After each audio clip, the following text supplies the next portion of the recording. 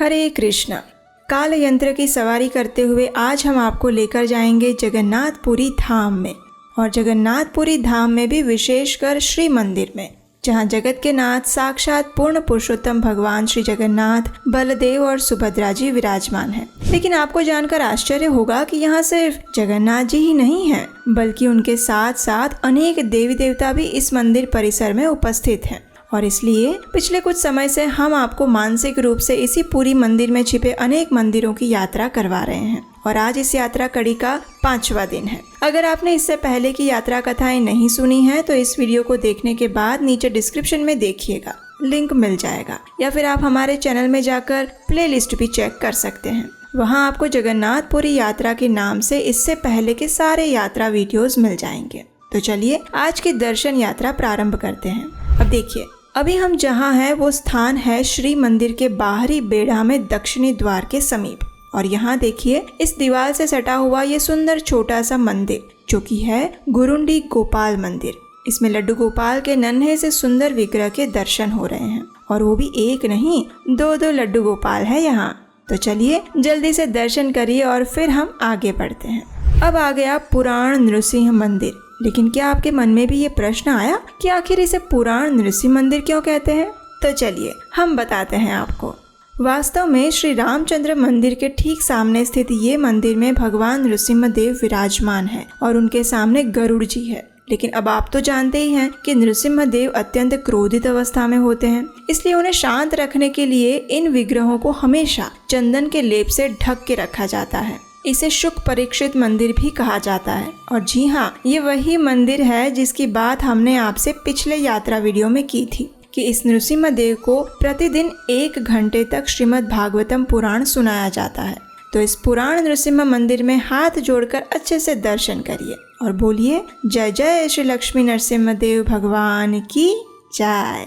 चलिए अब आगे बढ़ते हैं, और वो देखिए, वो है बूढ़ी माँ मंदिर। अरे नहीं, यहाँ कोई बूढ़ी माँ नहीं रहती है। वास्तव में ये एक देवी का मंदिर है। इसे बसंती भी कहा जाता है, और यहाँ अधिकतर लोग आते हैं और उन्हें प्रणाम करते हैं। अगर किसी को बसंत रोग होता है तो लोग इसी मंदिर में आकर देवी माँ को शरबत का भोग लगाते हैं। ऐसी मान्यता है कि ऐसा करने से उनके रोग दूर हो जाते हैं। अब हम चलते हैं दक्षिण पश्चिम कोने में, यानी पश्चिम द्वार से बाहर निकलने से पूर्व बाएं हाथ पर एक सुंदर नीलाचल उपवन है।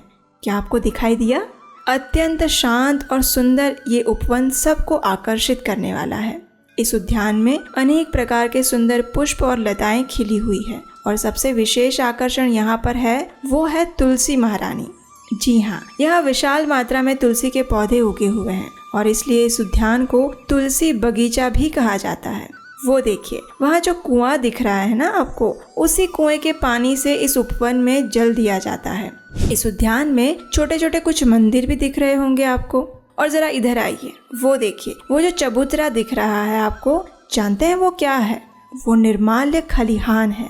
जगन्नाथ जी का जो अन्न प्रसाद होता है ना, उसे इसी चबूतरे पर सुखाया जाता है, और फिर उसे निर्माल्य के नाम से जाना जाता है। जी हाँ, ये वही सूखे चावल है जो आप लाल या गुलाबी रंग की छोटी सी थैली में जगन्नाथपुरी से लेकर आते हैं। उसे इसी स्थान पर सुखाकर बनाया जाता है। जो भी पुरी में दर्शन करने आता है वह इन सूखे चावल को अपने साथ वापस घर लेकर जाता है, और फिर प्रतिदिन या फिर द्वादशी के दिन एकादशी पारण के समय पर इनमें से कुछ दाने लेकर खाते हैं। एकादशी कथा में हम आपको बताते हैं ना कि एकादशी व्रत का पारण करने के लिए सर्वोत्तम है जगन्नाथ जी के चावल।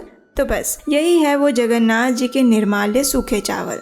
इसी निर्माल्य खलिहान में एक छोटा सा घर है जहाँ जगन्नाथ जी का गजवेश रखा जाता है, और पूरी मंदिर के महत्वपूर्ण ग्रंथ मादला पंजिका के अनुसार इस गजवेश को सन 1786 में बनाया गया था। नीलाचल उपवन एक ऐसी सुंदर और शांत जगह है जहाँ बैठकर आप आराम से भगवान की कथाओं का श्रवण कर सकते हैं। तो चलिए कुछ समय हम इसी उद्यान में विश्राम करते हैं, और फिर इसी दर्शन यात्रा की अगली कड़ी में हम प्रवेश करेंगे पश्चिम द्वार के आंगन में, जहाँ अनेक सुंदर मंदिर और देवी देवता हमारी प्रतीक्षा कर रहे हैं। तब तक के लिए अगर आपको आज की इस पूरी मंदिर की मानसिक यात्रा में आनंद आया है तो इस वीडियो को लाइक करिए, और इस यात्रा के सभी वीडियोस उन लोगों को शेयर करिए जो किसी कारणवश स्वयं जगन्नाथपुरी नहीं जा पाते। और जाने से पहले आपके अपने इस चैनल को सब्सक्राइब करना मत भूलिएगा। भगवान जगन्नाथ और उनके धाम की महिमाओं का प्रचार करने के हमारे इस कार्य की अगर आप सराहना करते हैं और इसमें यदि आप अपना सहयोग देना चाहते हैं तो स्क्रीन पर दिए गए नंबर पर आप हमें अपना आर्थिक सहयोग भेज सकते हैं। और अंत में नीचे कमेंट बॉक्स में हमें लिखकर बताइए कि आज के मंदिरों में सबसे अधिक प्रिय आपको कौन सा स्थान लगा। तो चलिए मिलते हैं पूरी मंदिर की यात्रा की अगली कड़ी में बहुत जल्द। तब तक के लिए जगन्नाथ जी की मधुर लीलाओं का स्मरण करते रहिए और उनके सुंदर नेत्रों को अपने मन और हृदय में धारण करते रहिए। हरे कृष्णा।